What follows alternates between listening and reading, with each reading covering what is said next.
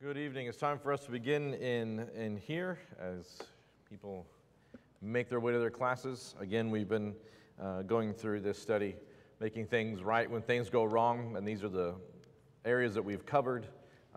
Last Wednesday, we talked about letting go of our past and how that can affect our future, and that we need to doing our best to let that thing go and not be what defines us anymore.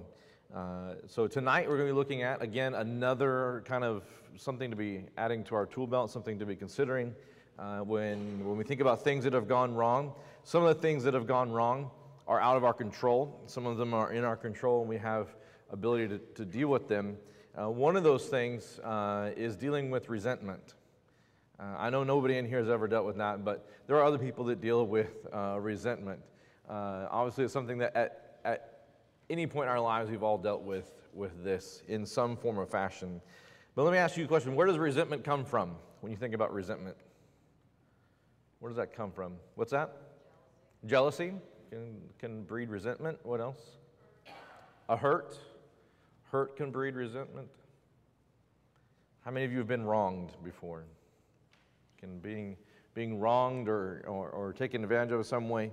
There's all kind of different ways that resentment springs up. It's from the Latin word resento, which looks Spanish, but it's not. It means to refeel. It means to refeel a thing. Does that make sense when you think about resentment?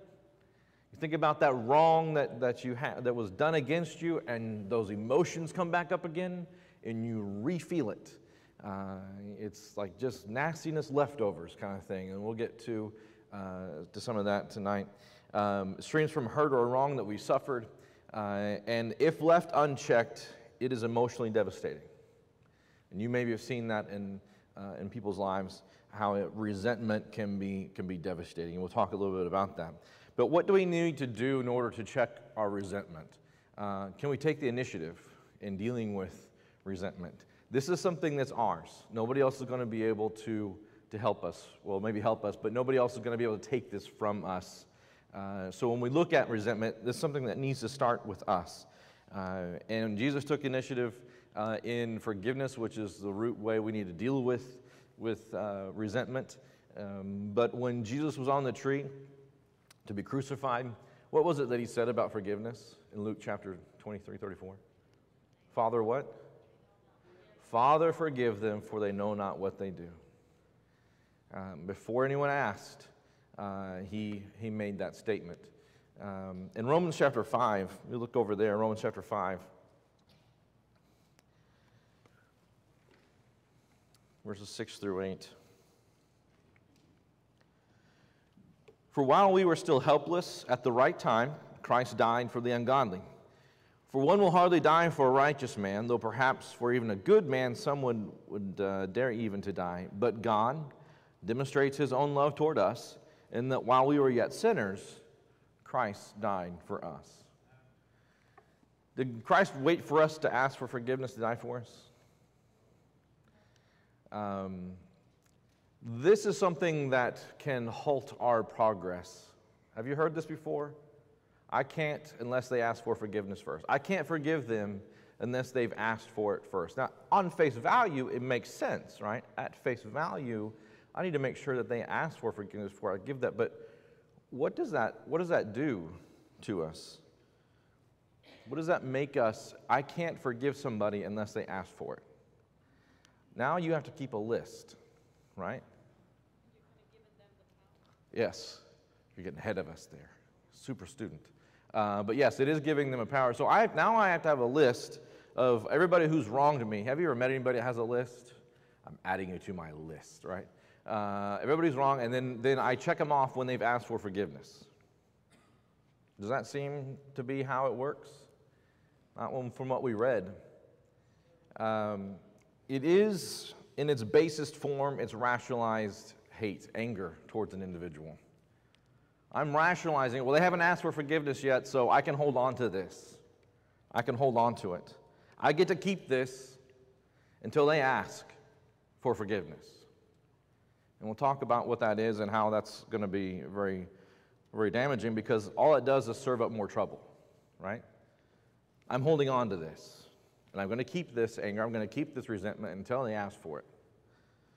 And we think this is some sort of control, right? This is, I'm in control of the situation. I'm in control of what's going on. But we are actually ones being controlled by our own resentment, our own emotions. This is not a healthy way of dealing with resentment, of waiting for them to forgive. That's not how Christ forgave. And we'll talk more about that in just a minute. But we need to make sure that that's not part of our idea or concept of forgiveness.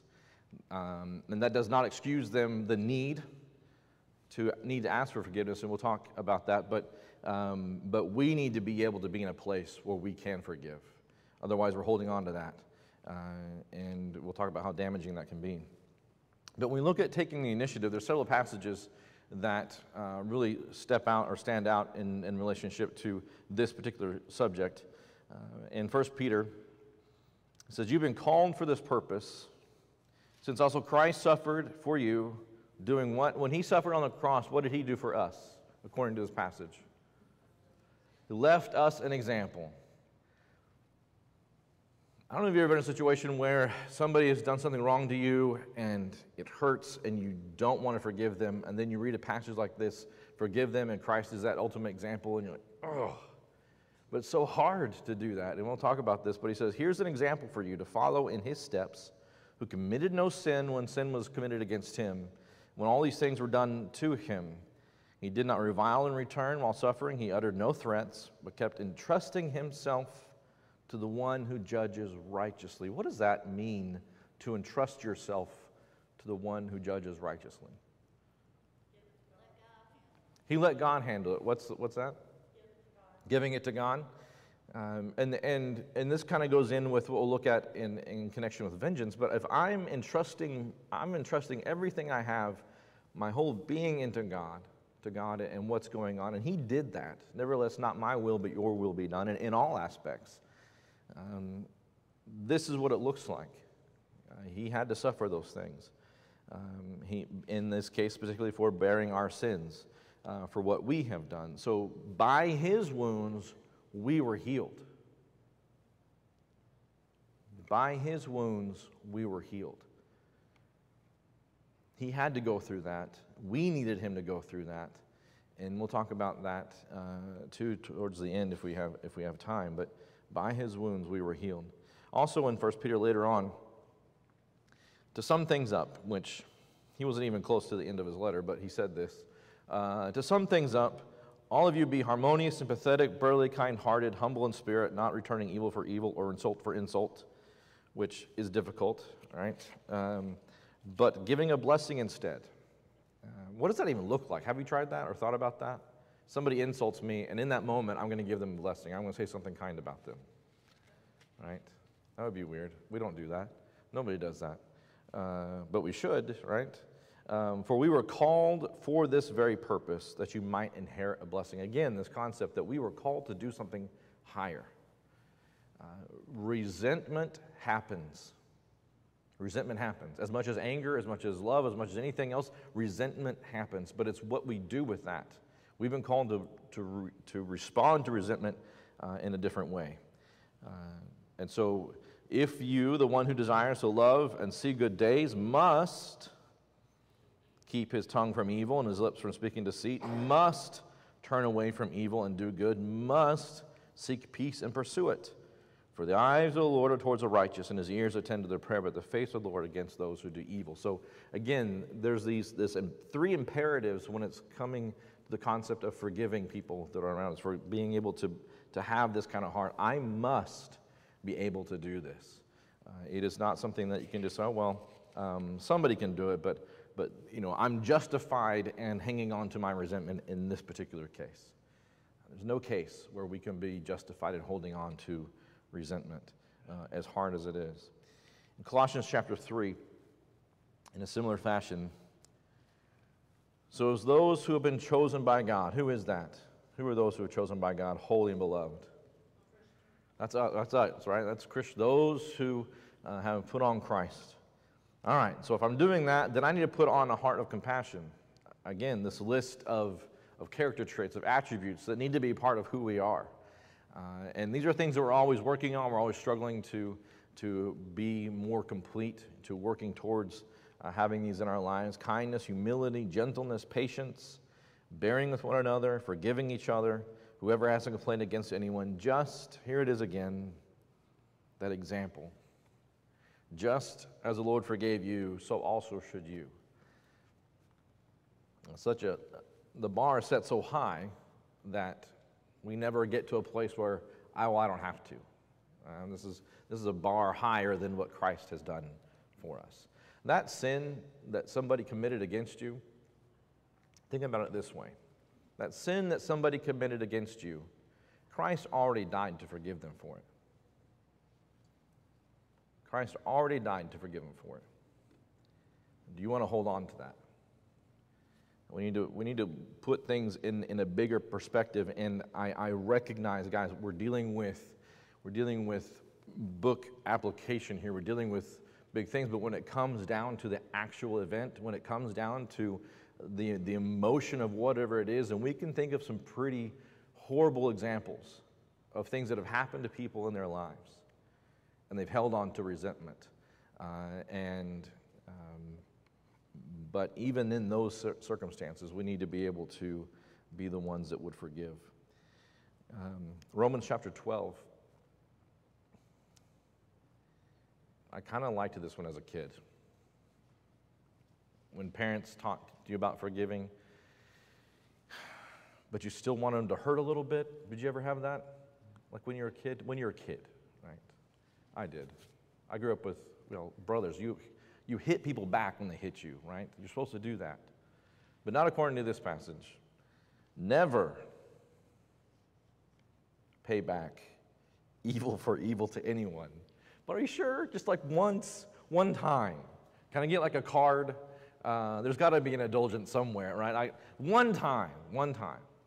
Never pay back evil for anyone. Respect what is right in the sight of all men, if possible, so far as it depends on you. What does this mean? As much as it depends on you, what does that look like in real life? What does that look like? I'm taking responsibility, right? I'm doing my part. Somebody's wronged me. Somebody's done something against me. As much as I can do, I'm going to make amends. And that's fair, isn't it? Because I don't have control over the other person. I have no way of making them do what they should do. But I do have control over me. So as much as depends on me, I'm going to go that far. We're going to go that far. Yes, we can Elsa that, right? Just let it go. Sing the song. But that's, and we look at these things, somebody might say, well, that's too simplistic. That might be too simplistic. But in one way, it's not. It is a thing that we can let go. But we'll talk more about that. So I don't need to take out my own. As much as possible, live at peace with all men. Never take your own vengeance, beloved, but leave room for the wrath of God. Here's that entrusting ourselves again. This is another part of entrusting. I leave room for God in what needs to happen. Again, we go back to He's a righteous judge. Whenever we want to take vengeance, how many hundreds of movies are based on the concept of vengeance? There's like Marvel and DC comic characters based on that simple carnal concept of vengeance. Do they ever cross the line and go too far in those movies, in those shows, comics? Maybe in your own life you crossed the line and went too far in exacting the vengeance that you thought would make up for. Because the scale's never really balanced in that, is it? When we think about vengeance. The scale, it's never really like, well, he did a little bit more, now I need to do some more. You hit me too hard, I got to hit you a little harder. It's like it's never equal. But when I leave it in the hands of a just God, if I leave it in the hands of a righteous judge, it'll be equal, it'll be equitable, it'll be what needs to be, and doesn't need to be on my hands. It doesn't need to be at my hands that this happens. But leave room for God. Vengeance is mine, I will repay, says the Lord. But if your enemy is hungry, feed him. If he's thirsty, give him a drink. For in so doing you will heap, and this is the part I liked as a kid, because at least maybe this works, right? In so doing this, you're heaping burning coals on their head. So if you're not doing it because you love them, at least do it because you're imagining coals on their head or something. I don't know, right? But this is what I need to do. This is what I need to do these things. Because that conscience, if it's there, needs to be burned on that individual. And here's where it comes down to it. When I let resentment take control of me, I have let evil overcome me. Do not be overcome by evil. Resentment is one of those forms where I can be completely consumed in that event, that person, that thing, whatever happened, and I'm overcome. There's a way out of it, but it's not an easy path. And these are not easy concepts we're dealing with. These are not easy concepts. But you know what? Christians are tough people. Do you ever think about that? We do the hard things that nobody else is willing to do. Most people respond with visceral, animalistic, basic responses in a lot of ways. We're called to think about things on a different plane, on a higher plane. Think of the long game. Think of that person's soul in relationship to things, not just what we need for retribution. And so we're called to think about things in a little different way. Resentment is a destroyer. This is out of the Alcoholics Anonymous, page 64 if you wanted to know. But resentment is the number one offender. It destroys more alcoholics than anything else. From it stem all the forms of spiritual disease. For we have not been only mentally or physically ill, we have been spiritually sick. When the spiritual malady is overcome, we straighten out mentally and physically. Resentment has driven many to addictions. Resentment, the hurt, has driven many to various addictions in order to cope with the pain and the hurt that's there. And so what that looks like physically is I'm holding on to the thing that is destroying me, and I'm grabbing something else that destroys me to take care of this one thing that destroys me that I just need to let go. That's what it looks like. If I would let go of the thing that's hurt, if I would find out what the root hurt is and let that go, I would not need anything else to cope. I would not need any secondary thing, or whatever that is. And in this case, any kind of addiction, a lot of times it says that's resentment is the number one that drives people to find some sort of form to deal or cope with that. So as resentment as a destroyer, don't wait for somebody to come up and say, you know what, I've forgiven you. That magic day that happens in the Hallmark movies, do not expect that to happen. Right? That magic moment when they're going to come up to you, you've been waiting for this for so long, and they finally say, I'm sorry, and they ask for forgiveness, and then you can forgive them, and then don't wait on them. As much as lies in you, do those things. Because who is resentment hurting most? Is it hurting them? Are they feeling it? They might not even know, right? The odds are they might not even know what's going on. And you're burning and hurting yourself. We have to learn to jettison, to dump that resentment and get it out of our lives, or it's going to destroy us and bring us again down that path to ruin. So how do we overcome? What are some steps? What are some things I can do in control? Well, first, be vulnerable. We don't like being vulnerable. Nobody likes being vulnerable. But this is allowing yourself to feel that what is the underlying emotion? What are the things that have brought me here? Is it hurt? Is it fear? Do we use anger and resentment to cover up other issues that are in place? I will tell you this, that there are things that, like, I respond sometimes when I'm afraid. My I guess, first response is to get angry. Does that happen to you at all? Something happens to my children, and they almost get hurt. And I go, how could you do that? And I'm angry at them. Am I really angry, or am I scared and anger covers up that fear? We need to make sure that we're able to look at those things, be vulnerable, deal with those things. Otherwise, we're not dealing with it at all. Be aware of what resentment looks like and how is it manifesting. Well, it's not. I've got resentment under wraps. Nobody knows that I get angry. Nobody knows about resentment. Those closest to you might know. You're not covering it up as much as you think you are. How does it manifest itself? What does it look like? Am I more vulnerable, or am I more likely to get angry quicker than others in situations that maybe not warrant that? Am I dealing with those kind of things? And so what does it look like? And then identify maybe how I might play a part in the circumstances. Now, I recognize that there may be some circumstances that I have resentment and I had no part in them, an accident, something happened to me that I have no part in. But there are sometimes circumstances where I have a part in whatever that event took place that I have resentment for. Somebody got on to me for something and it wasn't me that even did it. And I'm angry at them because it got on to me and it wasn't me. Did I say anything? Did I step up and say, hang on, that wasn't me that did that? Or did I just sit there and take it? So we need to make sure that we're communicating and that we're seeing what can I do. Now, identifying how that manifests or identifying can help us with the next thing. But before we move on from this one, in dealing with this and recognizing my part in this, it also puts things in perspective. Because what happens sometimes with resentment is it gets to the point where we were,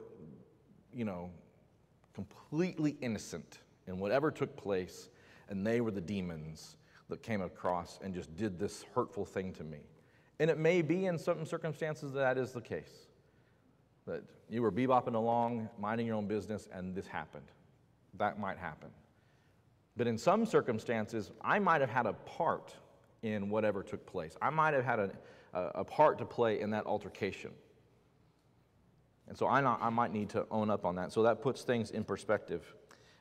Because we do have a tendency to those who are involved in that resentment, we tend to demonize. We make them this huge demon, and we are the knights that will slay the demon, right? And we make it out to be maybe more than it needs to be. Or we skew the perspective on things. We need to practice expressing resentment differently. If I know how it manifests, but I need to channel that energy into a different, more positive way. Give it a healthy outlet. I mean, we've seen the images or seen, people come home and they're angry about things and they kick the dog. Stop kicking the dog, right? Metaphorically speaking, stop kicking the dog. Have it manifest in a different way, in a healthy way, in a healthy outlet. If you need to go out in your garage and hammer on metal, that's going to be your outlet. Whatever it is, it needs to be your outlet. Handle it in a different way, a more positive, constructive way. Treat people that we have resentment toward with compassion and kindness. Did we read that somewhere? And this is when we start doing our part towards that individual. And this gets really, really difficult. This gets difficult. We read this in Romans, and maybe we need to think about, I'm doing this because it hurts. I'm heaping those coals. But eventually we'll find that we're starting to let go of some things. And doing this is the process of letting go, is I'm able to be around. And maybe my first step is not walking up to this person and shaking on their hand or giving them a big hug like nothing ever happened. Maybe my first step is being in the same room with that person. That's step one. I can be in the same room with them. And they didn't hurt me, and I didn't hurt them, and I'm fine. I'm in the same room with them. That's step one.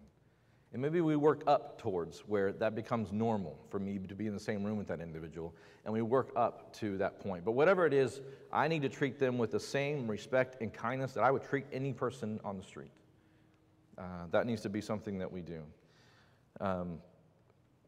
Make sure that we're resisting the urge to channel the resentment that others hurt. I'm working on getting rid of my resentment, but somebody comes up to me and starts talking about their resentment.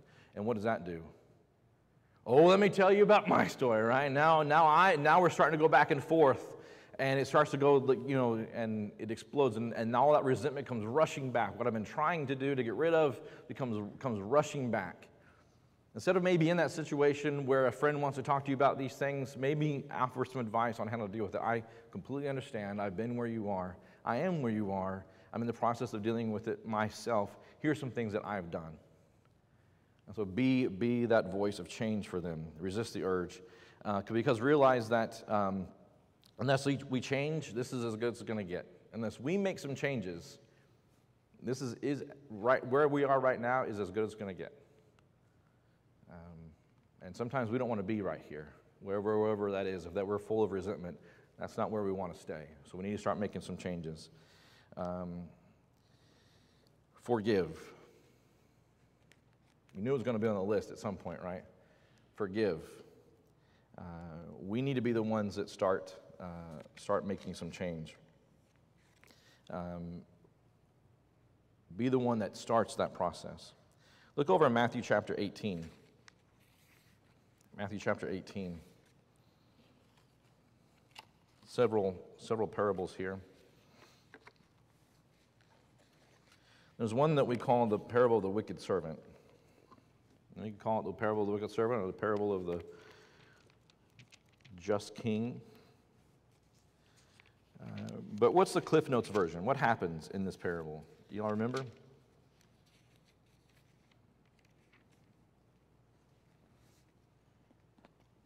We have a servant who owes a debt. Matthew chapter 18, beginning of verse 21. It starts off by Peter's coming and saying to Jesus, Lord, how often shall I forgive my brother sin against me? How often shall my brother sin against me and I forgive him? Up to 7 times? And he said to him, I do not say up to you up to 7 times, but up to 70 times 7. Right? And you've heard people talk about this when Peter talks to him. It's maybe offering 7. Peter thought that was that's pretty good to offer 7, right? But Jesus said, nope, I'm going to blow your number out of the water, right? And the idea is to completely always forgive them. And so in this context, when we begin to look at this situation, there's somebody settling their debts, right? A king who wished to settle his accounts with his slaves, and so he has a slave that owed him an amount of money that he could never really ever pay back. He could never pay this back. Interest was high. He sold everything. He still can't pay it back, and he's going to put him in jail. And you definitely can't pay anything back in jail, right? That's just not going to happen. But what does a king do for this slave to settle this debt? What does a king do? He forgives him. Forgives him. And I'm sure he grovels on his face before him, and he goes out. He should be going out rejoicing. But what does he do when he goes out from the presence of the king and he sees somebody who owes him like $5, right?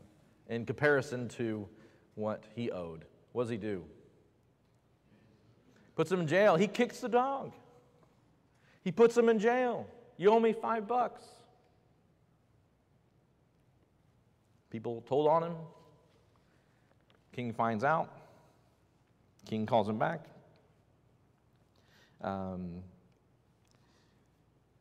Verse 32, then summoning him, his Lord said to him, you wicked slave, for I gave you all that debt because you pleaded with me. Should you not also have had mercy on your fellow slave in the same way that I had mercy on you? And his Lord, moved with anger, handed him over to torturers until he should pay what was owed to him. My heavenly Father will also do the same to you if each of you does not forgive his brother from your heart. So this concept of forgiveness, and when we put it in perspective like this, Christ has already forgiven that individual for whatever evil, whatever wrong has been committed against you. Now, I'm not saying that person's innocent. The person still needs to do their part in order of owning up for that and having those, because that's another thing altogether. But that was a sin that Christ died for. Would you be one to forgive that individual? And in the grand scheme of things, all that God has forgiven and all that has been forgiven of us, are we perfect? Have we ever wronged anybody? Would we hold that against them? Yes, ma'am. So, just as a thought, so let's say your brother sins against you, they borrow the money, they can't pay it back, so you forgive them. And after, maybe 7 or 8 times you've forgiven them. Mm-hmm. Is it possible that I could just, stop lending money now? Oh, yeah, definitely. I wouldn't lend them money after. If they haven't paid me back the first time, and we'll get to that in just a second, but Forgiveness doesn't mean that I keep repeating or putting them in a situation where they keep repeating the same thing. You in this case, lent money to this individual. They weren't able to pay it back. Lending them again is not good for them because it's just going to obviously put them in more debt. And so in that case, no, we would not give them opportunity. Forgiveness doesn't mean I won't do a thing for somebody. It just means what's good for them in this case isn't lending them more money, because apparently that's not the issue. It's how they handle their funds. So no, and that goes for obviously a lot of different, that's a small example, but there goes for a lot of things.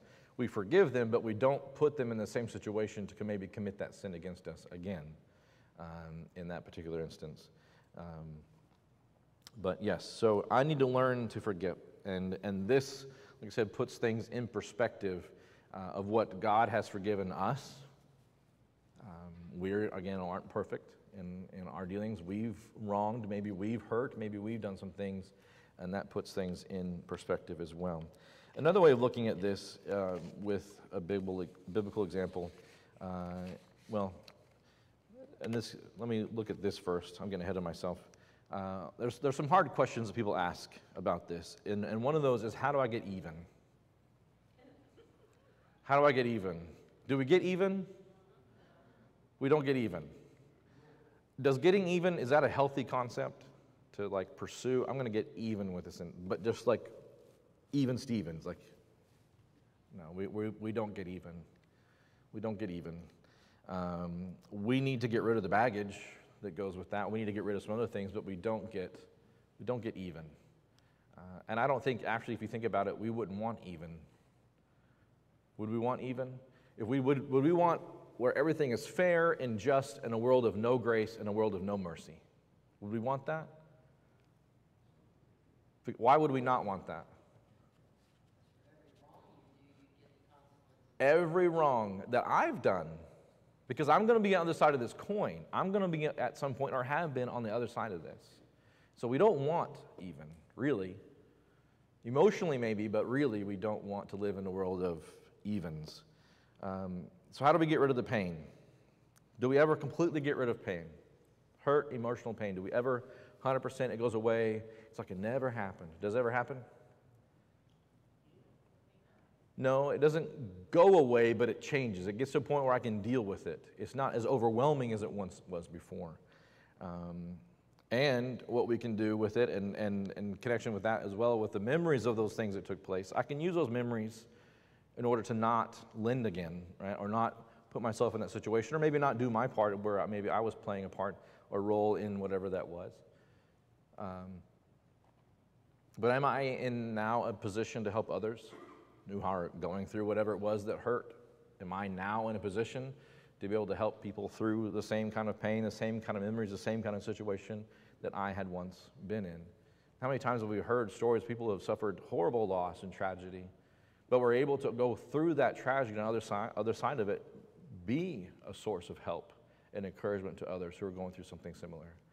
That's the way of using that. That's the way of turning it around. That's the way where Christ said to Paul, my grace is sufficient for you. Right? I'm turning it around and using that. And one person that did that, if you consider Joseph. Did Joseph have any reason for resentment? Was his family perfect? Man, it was a messed up family, right? It's some weird things, that family. But God used him. God used him. Look at how he named his children. You know when this took place? This is before he saw his brothers. This is before all that went down. Look at how he named his kids. Manasseh. God has made me forget all my trouble in my father's house. Ephraim. God has made me fruitful. I've moved on. I've moved on. That doesn't define me anymore. What's interesting is he moved on from that pain, and to think about this, was God waiting for him to move on from the pain before he used him? Because he spent a lot of time in jail. He spent a lot of time in these various stages in his process. If he hadn't moved on from this, could God have used him? We don't have answers to that, just floating it out there for you to think about. But could have God used him? In this position of power, he was going to have to work with Potiphar again, probably. Be in the same room with him. You know what his wife's name was? Potipharah, the female version of Potiphar. So he got over that, right? He got over that. Do you see where we're going with this? He was able to move on and be productive. He used those things and even said so after the death of his father. His father dies at the end of the book of Genesis. And what are the brothers saying? Dad died, right? Maybe Joseph was just being nice out of respect for Dad. Dad's gone. And now they're thinking what? All right, now he's really going to show us. Now he's really going to get back at us because there's nobody here to keep him in check. There's nobody here that would say, no, don't do that. Everybody would understand if he began to, have his vengeance. And so he says to them, do not be afraid, for am I in God's place? What does he mean by that? Am I in God's place? What does he mean by that? Am I the righteous judge? Vengeance isn't mine. That's not mine. Am I the righteous? Yes, sir. You have to think, too, there's a lot of time between Joseph being sold into slavery and when he meets his brothers. Mm-hmm. There's a lot of time between Jacob and Esau. Yes. And Jesus Christ would be on the cross and say, Father, forgive him. He's God. He has that power. Mm-hmm. We're not that strong. No, yeah. Sometimes it takes us some time. Yes. We shouldn't beat ourselves up over it, but we should be striving to understand and humble ourselves. Exactly. Did y'all hear that? There's a lot of time between when these events with Joseph and when he was initially sold into slavery. A lot of time went by. Jacob and Esau, same thing. A lot of time went by before they came back and they were like best friends and shared bracelets and stuff. Not really, it didn't happen. But you know what I'm saying? It's like they mended their relationship. But time took place. And in the case of Christ on the cross, he could immediately, of course, he was human, but we need to give ourselves time as well. I'm not talking about, like I'm leaving here and drastic changes are happening tomorrow. I'm not saying that I'm going to like overnight this project. I'm staying up all night. I'll be done in the morning, right? No, I'm not saying that's what's going to happen with this. And depending on the severity of the hurt, depending on the situation that's happened, will determine maybe some of the time that's involved in this. And there was some time that took place. And there was some growing up for Joseph and seeing the world very differently than what he had seen it, wearing a robe of many colors and being the favorite son, to being at the bottom of the rung and cleaning stalls and cleaning, urinal buckets in the cell, right? So a lot happened to bring him to where he was at this point. And we need to give ourselves room to do that as well, but also keep looking forward, right? Don't rest in that one place and say, well, I'm working on it. Have you seen a construction site and it says work in progress, opening soon? And you're like, okay, when? When is this going to happen? We don't need to be one of those, right? We need to be like, this is something that we're working on and keep it going. So very good comment. But in this case, Joseph was able to flip the script. So what did he do? So as for you, you meant it evil against me. You meant it for evil. He recognized that. They weren't just kidding around, right? They meant it for evil. But how was God able to use him?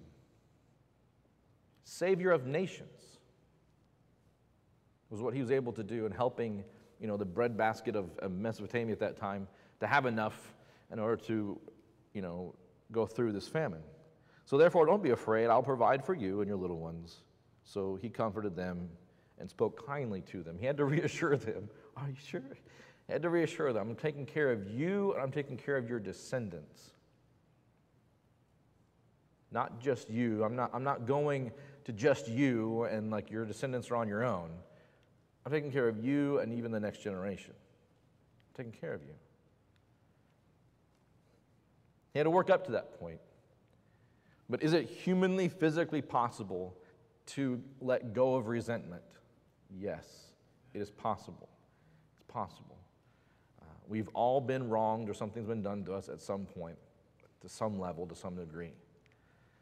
And we need to make sure that we're doing our part and not letting resentment just overcome us and move us into a place that we don't need to be. We don't need to be in. Any thoughts or comments? Further questions? All right. Thank you very much for your time tonight. I appreciate it.